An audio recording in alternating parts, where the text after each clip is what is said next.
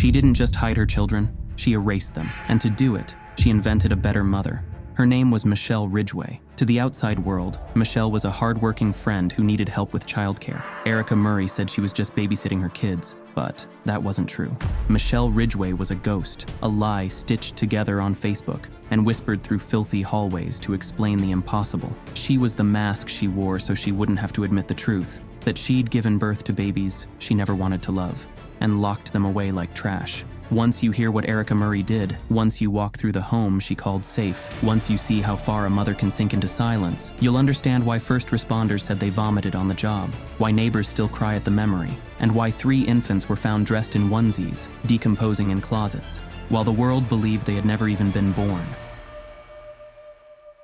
In Blackstone, Massachusetts, nestled on a quiet suburban street just north of the Rhode Island line, there once stood a house. From the outside, it looked unremarkable, just another small New England home with chipping paint and a tired lawn. But inside that house lived 2 mothers. One was real, the other was a lie. Michelle Ridgeway wasn't a person. She didn't have a driver's license, a phone number, or a birth certificate. What she had was a Facebook page. That's all Erica Murray needed to make her real. No one ever saw her in person, because she didn't exist. But Erica told everyone, especially her 2 older children and their father, Ramon Rivera, that Michelle was her friend. Michelle worked long hours, she said, had too much on her plate, so Erica was doing her a favor, babysitting her 2 little girls. The children upstairs? They weren't hers, they were Michelle's. And that one lie kept the illusion alive for years. Kayla and Nick, Erica's older children, believed it too. They would hear the babies crying in the walls, scratching, thumping, wailing. What kind of mother needs a fake woman to explain her own children? Michelle Ridgeway was the name Erica gave her guilt, her distance, her refusal to mother. And the scariest part? No one questioned it. Even when one of the babies turned 3 years old, even when her own brother asked why the little girl never came downstairs, never went outside, never smiled. The deeper truth was locked behind 2 upstairs doors, bolted and buried under shame. Lisa and Gina, those were the names later given to the girls found in that house. But Erica never gave them names. She never held them either, or took them to a doctor. She didn't speak of them as daughters. She called them it. They lived in silence, separated from their half-siblings by nothing more than drywall and a mother's denial. Michelle Ridgeway was a shield, a phantom Erica created to keep herself at arm's length from what she'd done. But ghosts don't stay hidden forever. And one August afternoon in 2014, a phone call came. A neighbor named Betsy Brown picked up, and on the other end was her son. "Mom, the babies won't stop crying." That was the moment it all fell apart, because Michelle Ridgeway couldn't come fix it, because she was never real, and because the babies weren't crying for a babysitter, they were crying for a mother. August 27th, 2014, a warm, forgettable Wednesday in the small town of Blackstone. Until the call came, Betsy Brown's heart skipped. Her son, Pete, was home with a friend, Nicholas, Erica Murray's 10-year-old boy. But Erica didn't have babies. What babies? Betsy asked. By the time she pulled into the driveway at 23rd Street, Paul Street, Betsy already knew something was wrong. And the moment she opened the door, the truth hit her, not in a whisper, but a stench. The air inside that house didn't feel like air. It was weight. It was decay. Betsy stepped inside and waded through filth. Trash clung to the floor in layers. Rotting food, dirty diapers, broken appliances, milk cartons slick with slime. It gets even worse. Dirty diapers, lots of dirty diapers. Baby bottles with maggots in them. And then she heard it. 2 cries, different pitches, coming from upstairs. Every step Betsy took up those stairs was heavier than the last. The walls narrowed. The first room was barely a room at all. It was a tomb with wallpaper. A 5-month-old baby girl lay alone on a collapsed mattress, soaked in urine and feces. Betsy turned, horrified, and opened the next door. A 3-year-old girl sat rocking herself. Her eyes didn't blink. She didn't speak. Her room was a landfill. The floor was hidden beneath diapers stacked a foot high, used wipes, shattered furniture, and unidentifiable filth. The smell was suffocating. Betsy stumbled backward and ran from the house. Her hands shook as she called 911. When the first police officer entered the home, he nearly vomited. When others followed, they did vomit. What they found would haunt them for the rest of their careers. Rotten food spilled from every surface. Countertops were infested with maggots and cockroaches. Sinks were stacked with dishes that hadn't seen water in years. Broken bikes leaned against crumbling drywall. The walls weren't painted anymore. They were stained. And somewhere, amid all that chaos, children had been living. Not just Lisa and Gina, the babies locked in darkness, but also Kayla, 13, and Nicholas, 10. The older children were there when the police arrived, standing still and hollow-eyed. They didn't speak or react to the first responders. In another room, officers found piles of animal bones, flea infestations, electrical wires exposed and dangling at toddler height. One room was so packed with garbage, the door couldn't even open. In the basement, a dog crate held a starving bloodhound, barely breathing, eyes sunken, fur missing in patches. His paws were raw from trying to escape. Upstairs, Lisa and Gina were removed from the house with care, wrapped in blankets they had never known. Erica Murray wasn't home, but when she arrived hours later, when she saw police cars outside her house, neighbors gathered, and her children being carried out, she didn't cry. She didn't scream. She didn't even ask about her daughters. Her first question was about her cat. "My cat's an indoor cat," she told the officers. "Before you ask," thankfully, both the bloodhound and the cat were rescued from that home and taken to the vet. Lisa and Gina were also rushed to the hospital. They had never seen a doctor, nor had they ever been outside. Their bodies told the truth that Erica never did. Lisa, 3 years old, was diagnosed with rickets. Her bones bowed from lack of sunlight and vitamin D. She couldn't walk or sit upright. Her muscles were so atrophied that doctors said they felt doughy. Her ears were clogged with wax. Her speech was non-existent, only guttural. Gina, 5 months old, didn't cry when examined. Her head was flat in the back from lying down too long. Her eyes barely followed movement. She was silent, too silent, but they were alive, and that, somehow, felt like a miracle. The same couldn't be said for what was still hidden in that house, because Erica hadn't just locked away the living. She had buried the dead, and no one, not even the police, was ready for what they would find next. At the hospital, doctors gave the girls names. They had to, because Erica never did. Lisa and Gina, names for 2 little girls who had been treated like objects, unseen, untouched. Lisa was 3, but she moved like a newborn deer. Her legs had never held weight. Her feet had never touched grass. And Gina, 5 months old, was even quieter. She didn't fuss, didn't smile. Doctors said her skull was flattened from being left on her back. She barely responded to light or sound. Her tiny body was missing the most basic reflexes. It was like she'd been paused since birth. Both girls were malnourished, covered in sores. No one could understand how they had survived. But the saddest truth, they hadn't really lived. And yet, in foster care, something miraculous happened. Lisa stood, wobbled, then walked. 2 weeks in a loving home, and she took her first steps. But it will take a lifetime for her to overcome her first 3 years in her biological mother's home. And the worst horrors of that home were still about to come to light. New details now on that house of squalor in Blackstone, Massachusetts. It's been several weeks since police found the remains of 3 infants inside the St. Paul Street home among piles of filth. Just when the world thought it had seen the worst of Erica Murray's secrets, the closets opened. 10 days after Lisa and Gina were rescued, investigators returned to 23 Street, Paul Street, with a search warrant. They'd seen the filth, they'd seen the neglect, but they hadn't found the babies who never cried. Inside a child's bedroom closet, they found 2 cardboard boxes. Each one held a tiny skeletonized body. One baby still wore a onesie. Another still had a diaper on. One had a full head of hair. These weren't buried. They weren't even wrapped with care, just hidden like garbage in the corners of the house. In a separate room, inside a backpack, they found another infant. This one still had the umbilical cord attached. Police called it gelatinous, like a jellyfish. The body was so decayed, they couldn't tell how long it had been there. Weeks? Months? No one knew how the babies died. The cause of death was undetermined, but they had lived, at least for a little while, and that made it murder. Erica never told anyone about them. She never sought help, never held a funeral. She simply gave birth, alone in her bathroom, then disappeared them into closets. No names, no love, just death. Before the filth and before the lies, there was a girl who loved playing in the yard, painting her nails, and swimming in the family pool. Erica Murray was born in 1983, Northbridge, Massachusetts. To neighbors, her childhood looked picture perfect. There were barbecues, vacations to Maine, birthday parties. No one saw darkness, not yet. But even as a child, Erica showed signs: deep fear of abandonment, a desperate need to please. She was always afraid people would leave her, that she wasn't enough. And when she was 16, that fear found its worst match. His name was Ramon Rivera. He was 23, a grown man working at McDonald's. She was just a kid. He noticed her, gave her attention, told her she was special. At first, it felt like love, but it wasn't.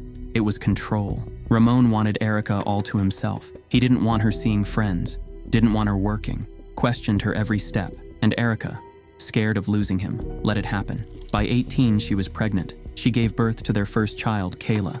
Her parents helped, gave her a place to live, bought groceries, watched the baby. But they had one rule: no more kids. Not yet. At 21, she broke that rule. Erica, Ramon, and the kids moved into a new house, a house that would become a prison. 23 St. Paul Street, a small, unremarkable home at the edge of Massachusetts, brushing up against the Rhode Island line. But behind its doors, something started to rot. Once they moved in, the control tightened. Ramon told Erica to quit her job. Then he cut her off from their bank account. Then he demanded that she stop seeing her parents. He didn't hit her, but he didn't need to. He isolated her and broke her down until Erica had no friends, no freedom, and no way out. She lived like a ghost. Baggy clothes, no makeup, no showers, no driver's license, no income. Just a woman trapped in a house with a man who wanted her small and silent. Ramon didn't want more children, and he made that clear. But Erica's body didn't listen, and maybe deep down, she didn't want to be alone. Maybe she wanted someone who would never leave her. And so she hid her pregnancies, not just from the world, from Ramon too. She gave birth in the bathroom, alone. No doctors, no midwife, no painkillers. And once the babies were born, she locked them away in separate rooms. She never bought them any toys, and she never held them. To keep her secret going, she invented a lie. She told Ramon and her older kids that she was babysitting for a woman named Michelle Ridgeway.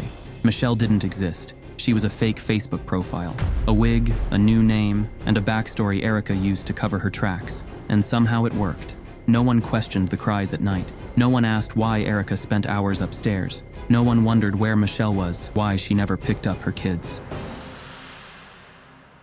To the outside world, Erica Murray looked like any other mom. She shared photos on Facebook of birthday cakes, Halloween costumes, and family dinners.